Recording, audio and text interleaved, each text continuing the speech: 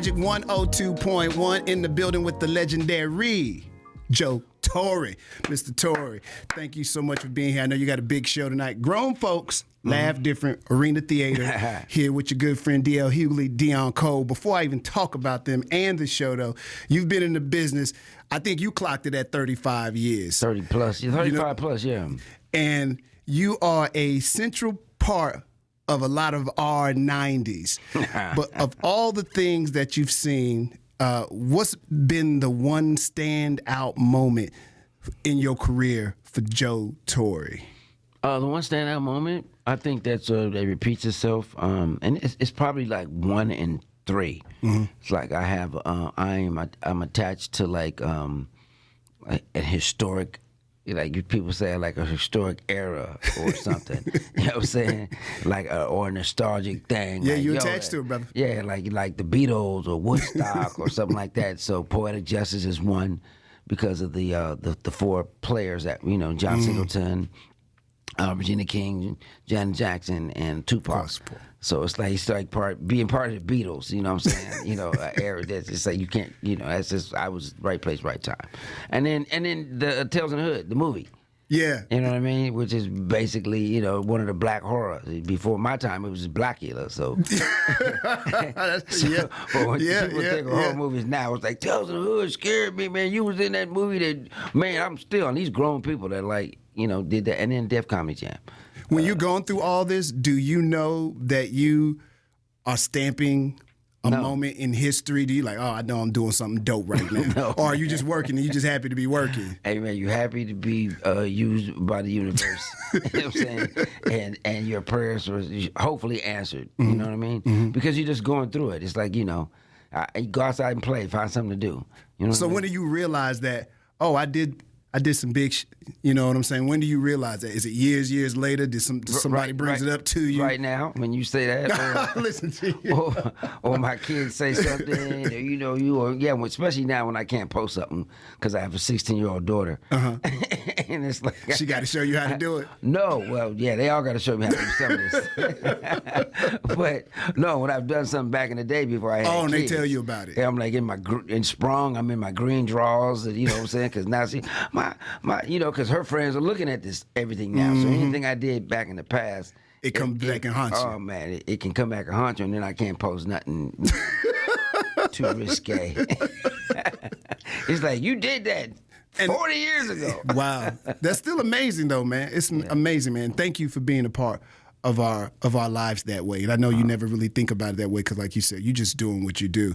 But they're very important moments in our life. Like Poetic Justice is an important movie in our history. Wow.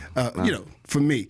And I think for a lot of people that grew up during that time, it's going to always be one of those, it's a signature moment, man. It's a signature moment. And it's interesting when you're going through it, you don't know you going through it. But let's go back even further than that. When did Joe Torry know that he was this funny guy? When you got punished for it. Really, is that what happened? You kept being funny all the time, and when you knew, it was, But you don't know it's a career at that point. It came good to me. Well, I wanted to be on TV. I didn't know you can make a career out of just being a comedian. I thought you had to be able to sing and dance. I wanted to be like Sammy Davis Jr. Right. He had so many skills. I was like, wow, because he was everywhere. The movies, he was dancing, he was funny, he had so much talent that, when I grew older, I was like, okay, I can't do all that, but I can do this and that he can do. Mm-hmm. So I just, honed in on what made me great and be accepted as a black man, in a white world. I'm glad you brought that up. Hollywood, it didn't, and I've seen you talk to other people about this too. You made sure that it didn't taint you. What was that mindset? Because I don't know if that's a regret for you too. Because you like, I'm not playing the game. I refuse to play the game. Do you feel like you not playing along with that system, that Hollywood system, set you back a bit? I mean, you still who you are, but there's other opportunities that come when you quote unquote play that game. I mean, it depends. Nothing sets you back. Everything sets you up. Yes, to me. So I had a mission, and was to go out to Hollywood and make it, and make my own Hollywood. Because I read up on it, the ups and the downs of Hollywood, and and the pitfalls and people, and what it was made, who made it. You know what I'm saying? It's not, it's not a black thing. It's a Jewish thing. Jewish people made Hollywood to make themselves look good. So you're not going to win. You know what I'm saying? I don't find myself trying to win in their kitchen. You know what I'm saying? In their household, and something they built. You know what I mean? That they can change the rules at every time. So it's like, the awards, everything. So if you know the history of Hollywood, you know that, okay, you go in and just, make your own version of it. So there's different versions of different things out there, cars, vehicles, and anything that they stole, they took from all black people anyway. You know what I'm saying? Theater and all that stuff. But now you just make your own way of it. And to me, so I'm never thinking that I have to fit in with them. So I just never step back. So I already, so I'm doing exactly what I'm doing, set my own, my streaming platform. I got my family into it. And what I did was just, copy the blueprint from, what they did. And, I'm doing it now. So to me, my mission is still in alignment. All right. Salute to you on that. Do the guys that you put on, there's a lot of people that I don't want to say you're responsible for, but you put on. Do those guys ever come back to Mr. Torry and say, "Hey, man, if it wasn't for you, I wouldn't have been this, or I wouldn't be that"? Do you get the love, the accolades that you should for putting so many people on? Well, no. I mean, you have some that, should I say, that yeah. They say, "Oh, my brother," and some of the other people. A lot of people, but I don't think at the time I'm not doing it for that because I'm not on yet. So you just thinking you just helping people. You like wind, you like electricity, you like light.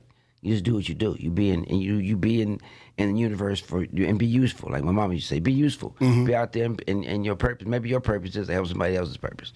So and that's if you can test anything that in my past, I've always tried to help people be better. You know what I'm saying? And not better than me because you can't be better than me because I'm me. You know what I mean? Yeah. So it's just like I look at artists like paint and like tools in the supermarket. You go down every aisle, there's something on every shelf. Yes, sir. So just be on the shelf. You know what I'm saying? I like it. You know what I mean? So I'm not in a competition. I'm just trying to get on the shelf.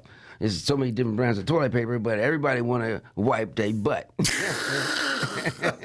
know what I'm saying? So at the end of the day, you don't care what brand you wiping with. If you ain't got nothing, they gonna grab it. Yes, sir. You know what I mean? Or if they're thirsty, so many brands of water or beverages. You want soda, you want sweet tea, or you want some, you want some liquor. Yeah. Brown, white.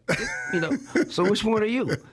So I just get on the shelf and I compete to who I can be. How can I cure your thirst? Yes, sir. Yes, sir. Of all the things that you've done, is there something that you wish you would have done more of, more stand-up, more TV, more movie? And at this point, what's the next movement for Joe Torry?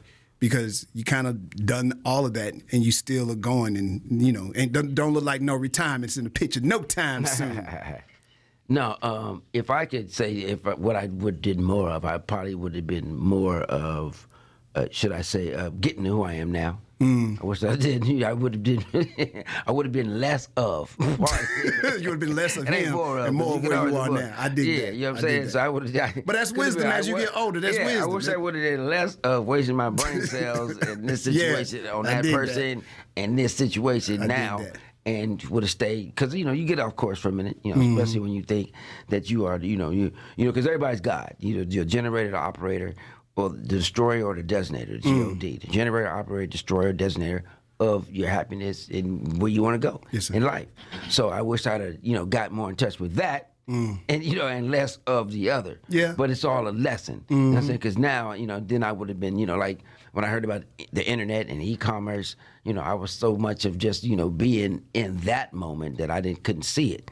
And now, my friend is worth like $20 billion now. Because I didn't listen. Right. I dig that. I was like, man, what you talking about? Man, I'm right here. I don't know nothing about that. Right. So so I wish I would have been more in tune with how the universe and to use my God in me, then, you know what I'm saying? So, but that's what I'm doing now. Yes, sir. Yes, sir. Speaking of, social media, internet, there's a lot of cats who have blown up from social media and internet. How do you feel about that? Do you feel like they are true to the art of being comedians? Or do you think that's something totally different with some of those young cats have done. When people ask me that question, how do I feel about these new artists? I mean, hey, how do slaves feel about you and me right now? I'm talking on the radio. Sure, Mr. Wish Torry. they could have been. Sure, it's definitely a difference, brother. Definitely a difference. You know what I'm saying?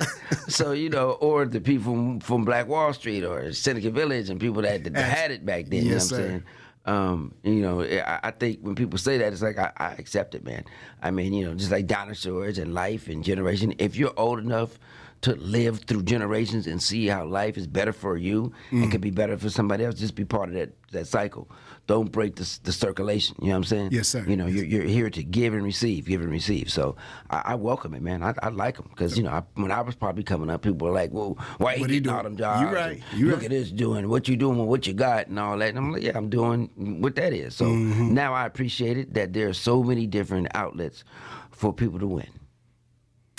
You said it. Now you mentioned your brother a little bit. I wouldn't be honest if I didn't mention where y'all at right now. Because in your opinion, y'all always good, and then he might say something different. How y'all getting together right now over the last few years? I mean, like I said, that's a narrative that he pushed. As far as You sibling still say, rivalry. okay. No, but I got 5 brothers and sisters, so. You the oldest? No, I'm in the middle. Okay. I'm in the middle. Okay. So, but I got 5 brothers and sisters, 3 sisters, 2 brothers, and one is Guy, one is Ramon. So and they don't have no problem with what his narrative is. Now, yes, I put my brother Guy into the business, and is he married? No. Does he have kids? He'll tell you about that. Oh God. But no, you know what I'm saying? I Foundation, I started this, I know my purpose.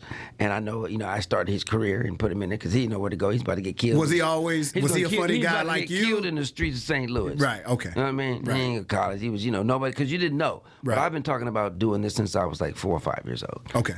Being an entertainer, going, and people can tell you that. I've been a class clown, I've been a joke teller.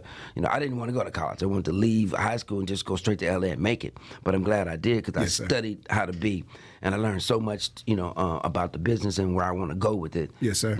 Now, so you can live in history and hand this just down in generations. Yes, sir. That wasn't Guy. Okay. So when I say, when Guy's in it, that's my brother, but I don't waste energy on him, crying about stuff that, that happened when I was 7 years old, or he was a little brother, or, what I'm saying, stuff that happened. And I still keep his pockets fat to this day. So how I feel about my brother, you know what I'm saying? I love him. That's it. Period. Absolutely. You know what I'm saying? That's I am the God, so I can't hate. You know what I'm saying? I got to love, I appreciate that. No matter where you're at on your platform. B's got to do what B's got to do. Mr. Torry, thank you for what you've given the game. Thank you. You're a part, incredible icon and incredible part of a decade that, you're just a part of all our lives. And I just want to say thank you for what you've done. I know you were just living your life and doing your thing, but it creates an impression in all of us. When we think about certain things, when we talk about this, we talk about that, if we miss your name, we've missed out on something. So I just want to thank you, brother. I appreciate you. Man, appreciate that, man. And I wasn't just living my life doing my thing. I was in lineman for the assignment. And here he is right now on Magic 102.1. My man.